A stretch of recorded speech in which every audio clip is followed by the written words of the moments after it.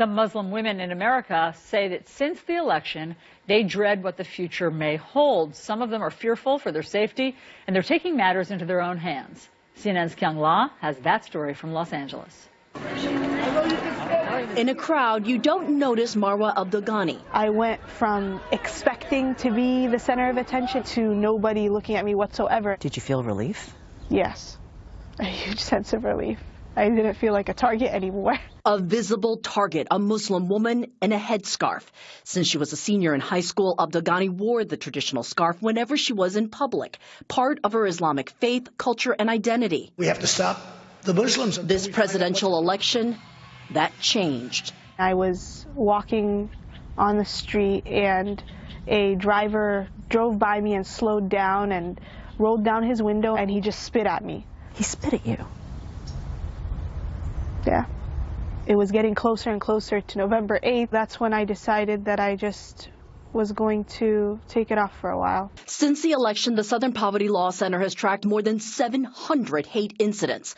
But Muslim women say a year ago, their sense of safety began to change after this picture of San Bernardino killer Tashfeen Malik went public. After that, people started to see us differently.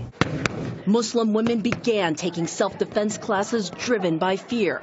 Now, post-election, sharing tips on social media and making a searing choice, their faith or personal safety.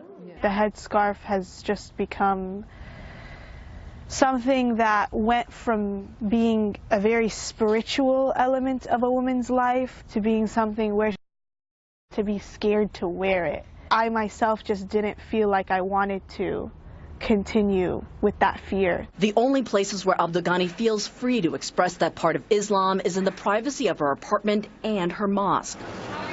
To the incoming Trump administration, this young Muslim woman has this message. When you hold that kind of position and you think it is okay to make these racist, Islamophobic, sexist statements, there are people, unfortunately, as crazy as they are, who look up to you and they will follow you and they will act out in response to what you're saying. Do you think you will wear it again someday? Yeah, I hope so.